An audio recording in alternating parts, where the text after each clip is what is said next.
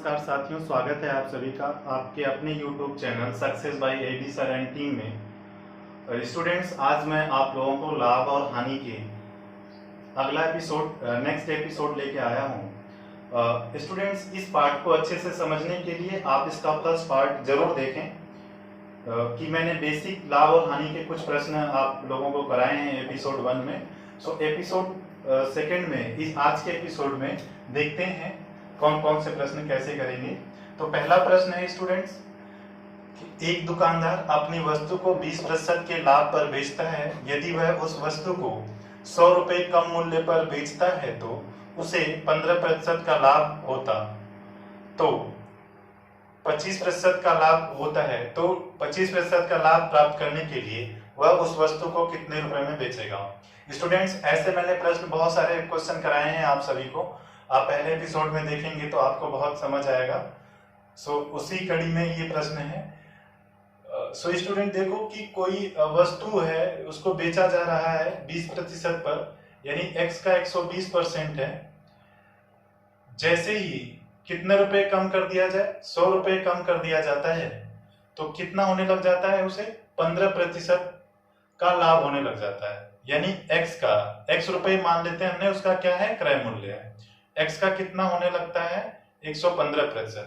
15% लाभ यानी कि 115%। अब इसको इधर लेके आओगे, 120 में से 115 घटेगा तो कितना आएगा, x का कितना बचेगा, 5%। ये 100 उधर जाएगा, कितना हो जाएगा, ये 100 हो जाएगा। और प्लस का हो जाएगा, माइनस का 100 जाएगा तो प्लस का 100 हो जाएगा। x इंटू 5/100 बराबर 100। 5 से 20 बार में ये 100 जाएगा, गुना होगा तो कितना आ जाएगा, ये 2000 आ जाएगा। स्टूडेंट्स, ये है। लेकिन स्टूडेंट ये नहीं कह रहा है, वो ये कह रहा है कि 25% का लाभ प्राप्त करने के लिए वह उस वस्तु को कितने में बेचेगा। ये 100% की वैल्यू आई है। 2000 कितने की वैल्यू है, 100% की है। तो हमें कितने का वैल्यू चाहिए, 125%, यानी 25% लाभ की वैल्यू चाहिए। यानी कि 100% की वैल्यू 2000 है, 125% की वैल्यू कितनी होगी, 25% लाभ यानी कितना हो जाएगा, 125%। और मैंने आप सभी को बता रखा है कि जितने प्रतिशत की वैल्यू दे रखा है उससे भाग करोगे, जितना निकालना है उससे गुना कर दोगे।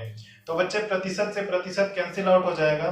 25 चौक को 100, 25 पंजे 125, 4 से 5 बारी में 5 पंजे 25, कितना आ जाएगा, ये 2500 आ जाएगा।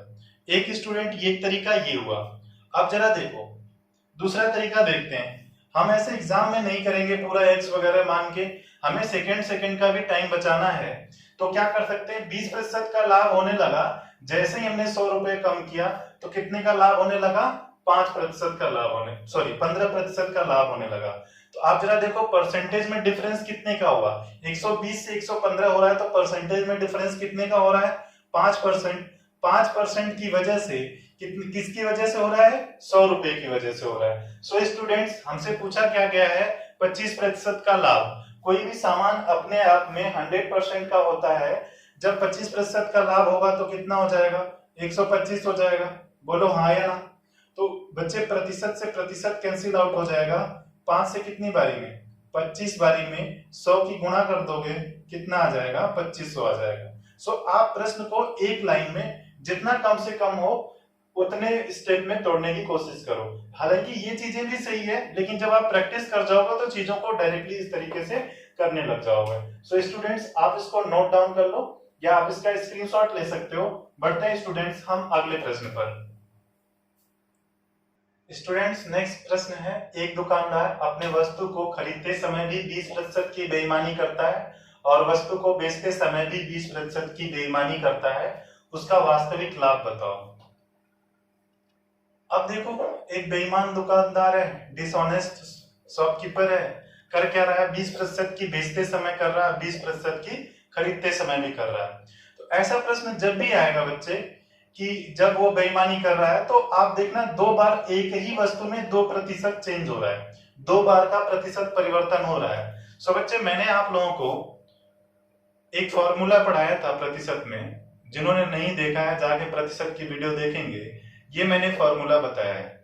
एक ही वस्तु में 2 बार प्रतिशत परिवर्तन होगा तो नेट प्रतिशत परिवर्तन क्या होगा, उसके लिए मैंने mn फॉर्मूला बता रखा है। सो स्टूडेंट्स यही चीजें यहाँ होगी। इन दोनों केस में किसको फायदा हो रहा है, दुकानदार को। 20% खरीदते समय भी, 20% बेचते समय भी, फिर 20 का भी 20 हो रहा है उसको, तो ये हो जाएगा अपॉन 100। इन दोनों जीरो से ये वाला दोनों जीरो कट जाएगा, 20 और 20 40। कुछ नहीं करना है आपको, बस इतना ही कर देना है, mn फॉर्मूला लगा देना है ऐसे प्रश्न में, आपका उत्तर आ जाएगा। क्यों? क्योंकि एक ही वस्तु में 2% परिवर्तन हो रहा है, दोनों बार दुकानदार को ही फायदा हो रहा है, तो टोटल कुल कितना फायदा होगा, तो 44% होगा। इस तरीके से आप सॉल्व कर लेना। सो आप इसका स्क्रीनशॉट ले सकते हो या इसको नोट डाउन कर लो। बढ़ते हैं अगले प्रश्न पर। स्टूडेंट्स नेक्स्ट प्रश्न क्या है, एक दुकानदार अपनी वस्तु को 20% के लाभ पर बेचता है। यदि वह क्रय मूल्य और विक्रय मूल्य दोनों को 100 रुपए कम कर दे तो लाभ पहले से 4% बढ़ जाता है। तो प्रारंभिक क्रय मूल्य बताओ। इंग्लिश में डिक्टेट करता हूं बच्चे। A shopkeeper sold his article at 20% profit. If he decrease his cost price and selling price both by ₹100, then his profit percent increases by 4% than that of before. Then find initial cost price. So students ये बात ध्यान देने वाली है कि इस प्रश्न का जो मतलब है पहले से 4% बढ़ जाता है, उस बढ़े हुए पर नहीं। मैं अभी समझाता हूं इस प्रश्न का मतलब क्या है। पहले 20% हो रहा था, तो अब 4% बढ़ के होने लगा, यानी अब 24% होने लगा। इस प्रश्न के कहने का मकसद ये है। सो स्टूडेंट्स सॉल्व करते हैं इसको। एक बार आप खुद वीडियो पॉज करके सॉल्व करो, फिर मेरा सोल्यूशन देखना। देखो बच्चे, पहला सीपी और एसपी 20% के फायदे पर बेचा जा रहा है। 100 की सामान 120 में बेचा जा रहा है।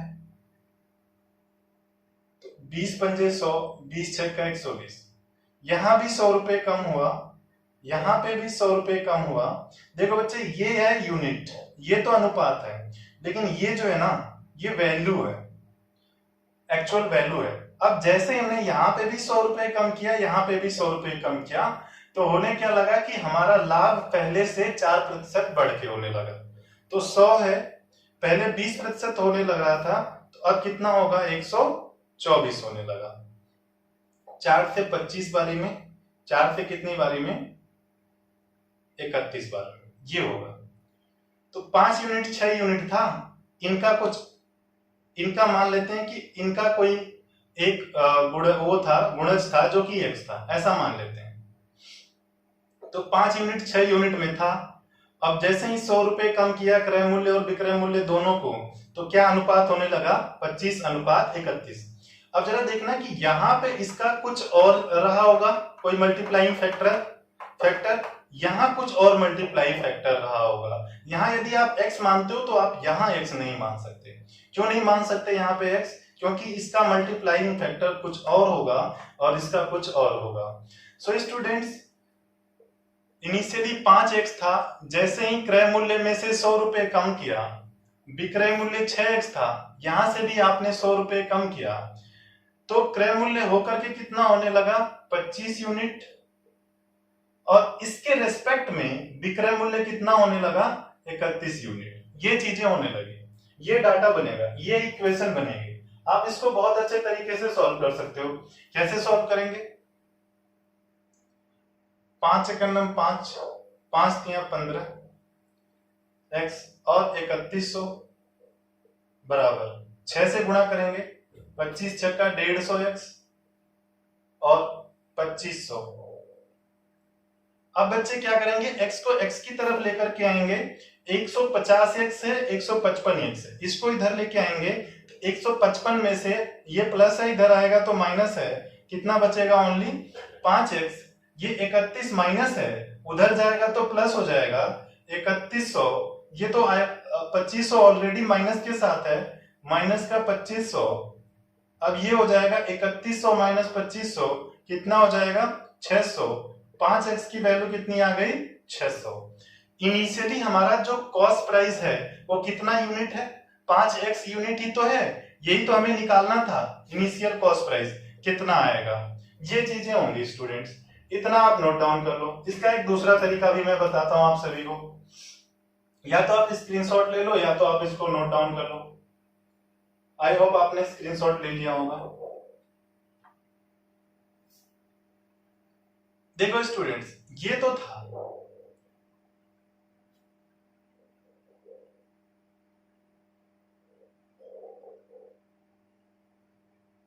इन दोनों में, चलो इसको एक बार इरेज कर देता हूं। देखो यहां 5 यूनिट और 6 यूनिट, 100 यहां पे भी कम हुआ था, 100 यहां पे भी कम हुआ था। क्रॉस मल्टीप्लाई यहां से करो, यहां क्रॉस मल्टीप्लाई करने पर 150 आएगा, यहां आएगा 155, यहां पे क्रॉस मल्टीप्लाई करने पर आएगा 3100, यहां पे मल्टीप्लाई करने पर आएगा कितना, 2500। इन दोनों का डिफरेंस कितना है, 600 है। इन दोनों का डिफरेंस कितना है, 5 यूनिट है। 5 यूनिट बराबर 600 है, हमें कितने की वैल्यू चाहिए थी, 5 यूनिट की ही तो वैल्यू चाहिए थी। 5 यूनिट की वैल्यू कितनी आ गई, 600 आ गई। 5 यूनिट की ही वैल्यू हमें चाहिए थी, या आप सीधे यहां से 1 यूनिट की वैल्यू निकाल करके 5 यूनिट की वैल्यू निकालोगे। तो आप इस तरीके से कर लेना कि दोनों अनुपात लिखना और इनमें रुपए का कितने का डिफरेंस हो रहा है, क्रॉस मल्टीप्लाई कर लेना आप यूनिट का यूनिट में और इधर नंबर्स में, इन दोनों का डिफरेंस और इन दोनों का डिफरेंस, ये जो आएगा ना इस यूनिट के बराबर ये होगा। सपोज ये 2 यूनिट के बराबर इतना आता, 600 आता, तो 1 यूनिट की वैल्यू कितनी आती, मान लो एक बार को 2 यूनिट, यहाँ 2 आता, 2 यूनिट की वैल्यू 600 आती, तो आप उस केस में 1 यूनिट की वैल्यू निकालोगे जो कि 300 आएगा, फिर आप आसानी से 5 यूनिट की वैल्यू निकाल सकते हो।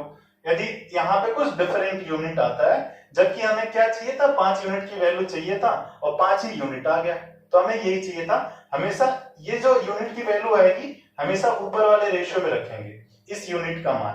ठीक है बच्चे, चलो इसको आप नोट डाउन कर लो या स्क्रीनशॉट ले लो।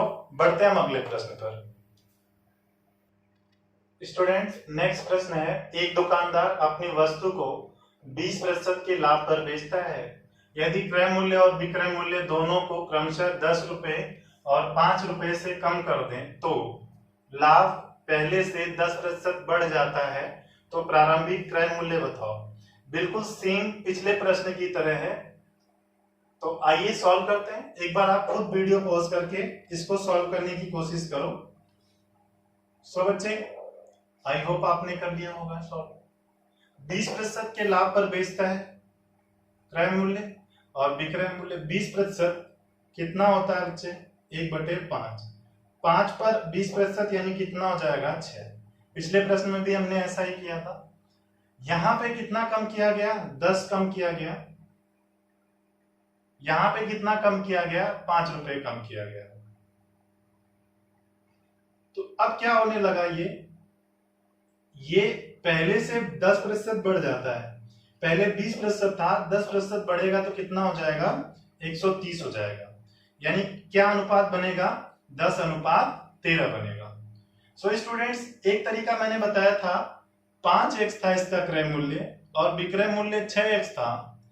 यहां पे ये कह रहा है कि 10 रुपया कम किया गया, यहाँ पे 5 रुपए कम किया गया, तो ये 10 यूनिट को रिप्रेजेंट कर रहा है क्रय मूल्य। इसके रेस्पेक्ट में विक्रय मूल्य को कितने को रिप्रेजेंट कर रहा है, 13 को रिप्रेजेंट कर रहा है। सो क्रॉस मल्टीप्लाई करो, 13 पंजे 65x, 130 बराबर 10 6 का 60x बराबर 10 पंजे 50। अब x को x की तरफ लेके आओगे, 65 में से 60 जाएगा तो 5x, 130 माइनस है उधर जाएगा तो प्लस होगा, ये तो माइनस ही है ऑलरेडी, 130 माइनस 50 कितना हो जाएगा, 80।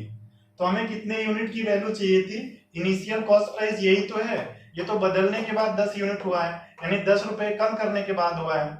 अच्छा ये चीजें हुई, यानी कितना हो गया बच्चे, ये 5x की वैल्यू 80 है। अच्छा 5x की वैल्यू 80 है तो आइए देखते हैं कि नहीं, इस बात को हम प्रूव भी करते हैं एक बार कि क्या हम जो कर रहे हैं वो सही है या नहीं है। तो 5 यूनिट की वैल्यू 80 है, ये कॉस्ट प्राइस है, सेलिंग प्राइस कितना होगा, ये इनिशियल सेलिंग प्राइस और इनिशियल कॉस्ट प्राइस था। तो 5 बराबर 80 है, तो 1 बराबर 16 होगा, 16 6 का 96 होगा।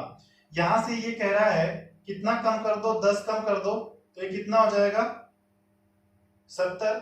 यहां से 5 कम कर दो तो कितना हो जाएगा 91 हो जाएगा। सॉरी हाँ, 5 कम कर दो तो कितना हो जाएगा 91 हो जाएगा। तो 7 से कितनी बारी में कटेगा ये 10 बार में, 7 से कितनी बारी में कटेगा 13 बार में कटेगा। तो क्या ये रेशियो प्रूफ हो रही है या नहीं हो रही है, यानी कि 10 और 13 ही तो हो रहा है। 80 और 96 था, यहाँ 10 रुपए कम किया गया, यहाँ 5 रुपए कम किया गया, तो ये कितना आने लगा, यानी कि 70 की सामान 91 में बिक रही है। रेशियो हमने काटा तो कितना आ गया 7 दहा में 70 और 13 7 91, 13 बार में ये कट जाएगा। तो हमारी बात कहीं ना कहीं सही है कि जो हमने लगाया है, जो उत्तर आया है वो सही हुआ है। देखो बच्चे, मैथ्स में हर एक चीज का प्रूफ होता है। जैसे आप कभी भाग करते हो तो जो भागफल होता है उसमें आप गुणा कर देते हो तो आपका वो भाज्य आ जाता है। तो इसी तरीके से हर एक जगह प्रूफ होता है। एक तरीका तो ये मैंने आप लोगों को सिखाया था, यहाँ उत्तर आ गया। दूसरा तरीका मैंने कैसे बताया है, वो जो क्रॉस मल्टीप्लाई करके बताया है उसको भी कर लेते हैं यहीं पे। उसको कैसे करेंगे, देखो पहले वाली रेशियो हमने पहले रख दिया, बाद वाली रेशियो हमने बाद में रख लिया। यहाँ पे कितने रुपए का हो रहा था 10 रुपए का, यहाँ पे हम कितना चेंज कर रहे थे 5 रुपए चेंज कर रहे थे। क्रॉस मल्टीप्लाई किया, यहाँ पे आएगा 130, यहाँ पे आएगा 50, यहाँ पे 13 पंजे 65 आएगा, यहाँ से 10 छक्का 60 आएगा। इन दोनों का अंतर कितना होगा 5, इन दोनों का अंतर कितना होगा 80, यानी 5 यूनिट की वैल्यू कितनी आ गई 80। तो 1 यूनिट की वैल्यू कितनी होगी 16, फिर से 5 यूनिट की वैल्यू कितनी लेंगे तो कितना आएगा 80। भाई 5 यूनिट की वैल्यू कितनी है 16, हमेशा पहली वाली रेशियो में रखना है। सॉरी 5 यूनिट की वैल्यू 80, 1 यूनिट की वैल्यू 16, हमेशा पहले वाले यूनिट में रखना है। तो 16 पंजे 80, यही उत्तर आया। या यहीं से कह लो कि 5 यूनिट की वैल्यू 80 है तो ये 80 ही होगा। तो ये आ गया आपका आंसर। सो स्टूडेंट्स, आप इसको नोट डाउन कर लो या स्क्रीनशॉट ले लो। बढ़ते हैं अगले प्रश्न पर। स्टूडेंट्स, नेक्स्ट प्रश्न है, एक दुकानदार अपनी वस्तु को 10% के लाभ पर बेचता है। यदि वह उस वस्तु को 10% कम मूल्य पर खरीदता और पहले से 3 रुपए अधिक मूल्य पर बेचता है तो उसे 25% का लाभ हुआ होता। उस वस्तु का क्रय मूल्य बताओ। A shopkeeper sold his article at 10% profit if he purchased it at 10% less price and sold it at rupees 3 more, then he would have gained 25% profit. Then find cost price of the article. यही प्रश्न है बच्चे, एक बार आप video pause करके solve करने की कोशिश करो, फिर देखते हैं हमारा सोल्यूशन। सो स्टूडेंट देखो इसको कैसे सॉल्व करेंगे। 100 यूनिट की सामान थी, ये कॉस्ट प्राइस था। कोई दुकानदार उसको कितने में बेच रहा है 110 रुपए, सॉरी 110 10% के लाभ पर बेच रहा है। ये बात हो रही, पहला वाला सेलिंग प्राइस ये है। बाद में कह रहा है जैसे जैसे प्रश्न कह रहा है उसको समझो और सॉल्व करने की कोशिश करो। कैसे सॉल्व करेंगे इसको, फिर अब देखो वह उस वस्तु को 10%, यदि वह उसको 10% कम मूल्य पर खरीदता, यानी 100 का उसका खरीद ना होकर के कितने का होता उसका खरीद, यानी कि सीपी, ये CP1 था, ये CP2 हो गया, 90 में खरीदता, ये कह रहा हूं। और ये कहने लग रहा है कि पहले से 3 रुपए अधिक मूल्य पर बेचता। ये जो भी यूनिट था, जितने भी बेचा जा रहा था, यहां से उसने 3 रुपए बढ़ा दिया। जितना भी प्राइस रहा होगा यहाँ पे, इस यूनिट पे बेचा जा रहा था, जो भी प्राइस रहा होगा उसमें क्या किया 3 यूनिट बढ़ा लिया। तो अब कह रहे हैं कि अब उसे 25% का, यहां जो भी था वहां से 3 रुपए बढ़ के आया, यहां कोई प्राइस रही होगी रुपए में, 3 रुपए बढ़ा के आया, कुछ और प्राइस हो गई रुपए में, रुपए में कोई प्राइस रही होगी, यहाँ पे 3 रुपए बढ़ाया गया, रुपए में कोई और प्राइस आ गई। तो कह रहा है कि तब उसे 25% का लाभ हुआ होता। अब जो खरीद के लाया है ना, इस पे ये जो बेचा जा रहा है SP2 रुपए में, यहाँ पे SP1 था रुपए में, तो अब यहाँ पे जो होने लगा उसे 25% का फायदा होने लगा। तो अब कैसे कैलकुलेट करेंगे? इससे 0 से 0 काट देंगे, 9 पंजे 45, 9 दूनी 18, 4 22, 9 का 9 9, 9 2 11, यानी कितना आ गया? 112.5। ये आ गया। ये आ गया यूनिट में सेलिंग प्राइस, दूसरा वाला आ गया। पहली केस में कितना सेलिंग प्राइस आ रहा है? 110। दूसरी केस में कितना आ रहा है सेलिंग प्राइस? 112.5 यूनिट। इन दोनों में डिफरेंस कितने का है? 110 से 112.5 में डिफरेंस कितने का है? कितने का डिफरेंस है? 2.5 का। ये जो यूनिट में 2.5 का है वो रुपए में कितने का है बच्चे? 3 रुपया अधिक हुआ। रुपए में 3 रुपए अधिक हुआ, लेकिन यूनिट में कितने का हुआ अधिक? 2.5 का। यही 2.5 की वैल्यू 3 रुपया है, तो हमें क्या चाहिए? कॉस्ट प्राइस चाहिए, यानी 100% चाहिए। तो यहाँ पे डेसिमल हटाएंगे बच्चे, ये वाला डेसिमल हटाएंगे तो यहाँ भी 10 की गुणा करेंगे, यहाँ पे भी 10 की गुणा करेंगे। यहाँ जब 10 की गुणा करेंगे तो ये डेसिमल हट जाएगा, यहाँ 10 की गुणा करेंगे तो 1000 हो जाएगा। 25 चौक को 100, ये हो गया 40 गुणे 3, कितना हो जाएगा? 120 रुपया हो जाएगा। क्या? कॉस्ट प्राइस हो जाएगा, ये आ जाएगा। इतना नोट डाउन कर लो। यदि एक बार में समझ नहीं आए तो वीडियो को दोबारा से रिप्ले करके देख लेना, बैक करके देख लेना आप सभी। सो स्टूडेंट्स, इसको नोट डाउन कर लो, या तो फिर आप इसका स्क्रीनशॉट ले सकते हो। बढ़ते हैं हम अगले प्रश्न पर। स्टूडेंट्स, अगला प्रश्न है, एक आदमी एक वस्तु को 20% के लाभ पर बेचता है। यदि उसने वह 20% कम पर खरीदा होता और 5 रुपए कम पर बेचा होता तो उसे 25% का लाभ होता, तो उस वस्तु का क्रय मूल्य बताओ। बिल्कुल पिछले वाले प्रश्न की तरह है। मैं इंग्लिश में डिक्टेट करता हूं, आप एक बार अपने कॉपी पे सॉल्व करने की कोशिश करो खुद से। A man sold his article at 20% profit if he bought it at 20% less price and sold it at 5 rupees less, then he would have gained 25% profit. Then find cost price of the article. मान लीजिए 100 unit का वो क्या था, पहले वाला first वाला क्या था? कॉस्ट प्राइस था। उसको कितने में बेचा जा रहा था? 20% के फायदे पर बेचा जा रहा था। यानी उस केस में SP1 कितना था? 120 था। वो कह रहा है, प्रश्न में कह रहा है कि यदि उसने वह 20% कम पर खरीदा होता, 20% कम पर खरीदा होता तो कितने में खरीदा होता? 80 यूनिट में खरीदा होता। ये दूसरा वाला क्रय मूल्य है। कह रहा है कि अब 5 रुपए कम पर, 5 रुपए पहले से 5 रुपए कम पर बेचा होता तो कह रहा है इस पर उसे कितने का होता है? 25% का फायदा होता, 25% का लाभ होता। तो जब इस पे 25% हम बढ़ाएंगे, 80 पे 25% निकालेंगे तो कितना यूनिट आएगा? 20 पंजे 100, कितना आ रहा है? 100 आ रहा है। अच्छा, यूनिट वाइज कितना आ रहा है? यूनिट वाइज डिफरेंस कितने का आ रहा है? 20 का आ रहा है। 20 यूनिट की वैल्यू 5 है, तो हमें क्या चाहिए? कॉस्ट प्राइस चाहिए। 20 यूनिट की वैल्यू, ये रुपए में है, ये रुपया है, और ये यूनिट में वैल्यू है। ये दूसरा वाला सेलिंग प्राइस 2 आया है, ये सेलिंग प्राइस 1 है। 20 यूनिट की वैल्यू 5 है, तो 100 यूनिट की वैल्यू कितनी होगी? 20 पंजे 100, 5 पंजे 25, कितना रुपया आएगा? 25 रुपया आएगा।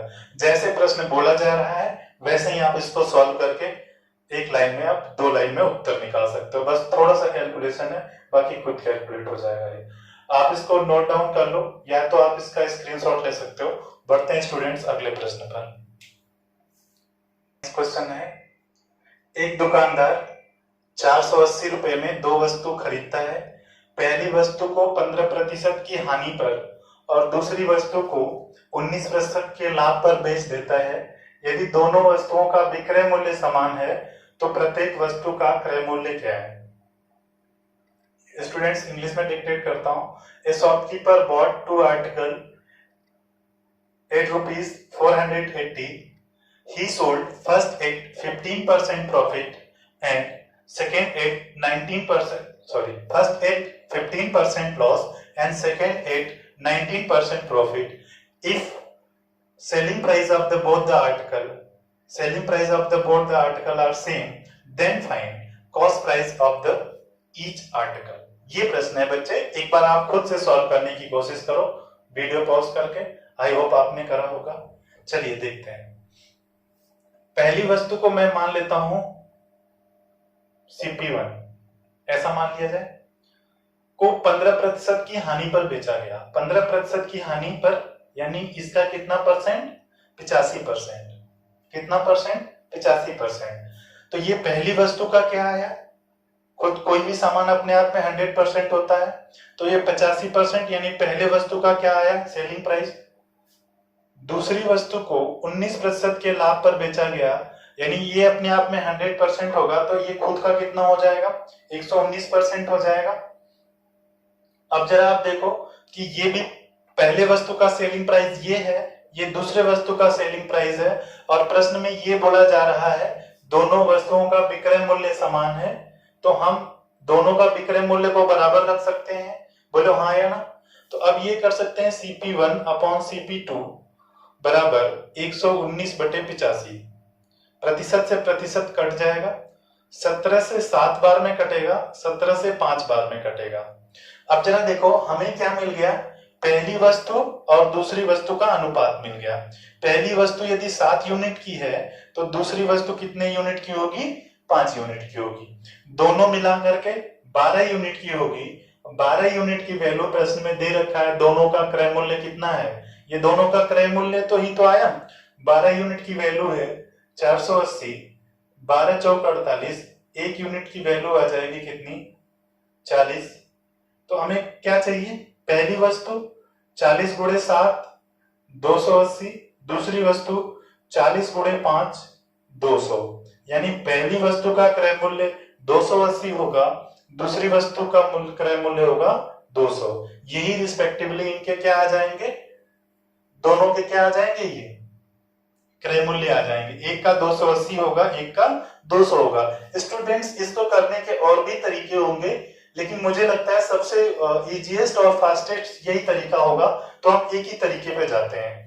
दूसरा वाला तरीका जाएगा, लेकिन उसमें रेशियो को आपको पढ़ना जरूरी होगा। चलिए बता ही देता हूं मैं आप लोगों को, दूसरा वाला तरीका भी बताता हूं। रहने देते हैं, वो ज्यादा आप लोग पजल हो जाओगे ज्यादा तरीके सीख के। चलिए अगले प्रश्न पर बढ़ते हैं। स्टूडेंट्स अगला प्रश्न है, एक दुकानदार 960 रुपए में 2 वस्तु खरीदता है। पहली वस्तु को 20% की हानि पर और दूसरी वस्तु को 60% के लाभ पर बेच देता है। यदि दोनों वस्तुओं का विक्रय मूल्य समान है तो प्रत्येक वस्तु का क्रय मूल्य क्या होगा? स्टूडेंट्स इंग्लिश में डिक्टेट करता हूं। A shopkeeper sold bought 2 article for ₹960। He sold first at 20% loss and second at 60% profit. If selling price of both the article are same, then find cost price of each article। देखो students, जैसे पिछला वाला प्रश्न था ऐसे ही ये वाला प्रश्न बिल्कुल सेम टू सेम है। एक बार आप खुद से सॉल्व करने की कोशिश करो वीडियो पॉज करके। पहली वस्तु को CP1 मान लेते हैं, इसको 20% की हानि पर यानी इसके खुद के 80% को दूसरे वाले को 60% के लाभ पर बेचा जाता है।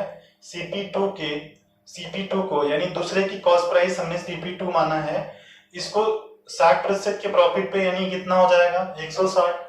तो यहां से आ जाएगा बच्चे CP1 अपॉन CP2, ये यहाँ आएगा भाग होगा 160 बटे कितना हो जाएगा? 80। तो क्या यूनिट आएगा? 2:1। CP1 यदि 2 यूनिट होगा तो CP2 कितना होगा? 1 यूनिट। और दोनों को मिला के कितना होगा? 3 यूनिट। 3 यूनिट की वैल्यू कितना दे रखा है प्रश्न में आपके? 960 रुपए की है दोनों वस्तुएं। 3 यूनिट की वैल्यू 960 रुपए, तो 1 यूनिट की वैल्यू कितनी होगी? 3 3 9 3 2 6। 1 यूनिट की वैल्यू आ जाएगी 320। तो बच्चे पहले वस्तु का क्रय मूल्य होगा, यानी 1 यूनिट की वैल्यू 320 है, तो 2 यूनिट की वैल्यू कितनी हो जाएगी? 640। 1 यूनिट की वैल्यू कितनी हो जाएगी? 320 हो जाएगी।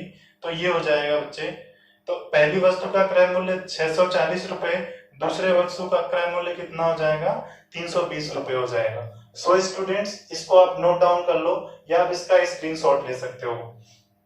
चलिए स्टूडेंट्स, आज के लिए यहीं तक रखते हैं और आप लोग प्रैक्टिस करते रहिए। जितना भी किसी भी बुक से आप प्रैक्टिस करो, चाहे आपके पास कोई भी बुक हो, उससे प्रैक्टिस करो। आप जो भी एग्जाम देने वाले हो जिसमें भी लाभ और हानि आ रहा हो, तो वैसे वहां से उस पेपर से भी आप लाभ और हानि के प्रश्न निकाल निकाल करके सॉल्व कीजिए। यदि स्टूडेंट्स आपको हमारे इस वीडियो से फायदा लग रहा हो आपको तो स्टूडेंट्स इस वीडियोस को आप अपने दोस्तों के साथ भी शेयर करो और लाइक करो और कमेंट भी करो कि नहीं, हाँ, कहाँ पे चीजें कैसी होनी चाहिए। आप वो भी कमेंट कर सकते हो कि वीडियो आपको कैसा लगा। सो स्टूडेंट्स, आज के लिए इतना ही रखते हैं। अगले एपिसोड में फिर मिलेंगे। तब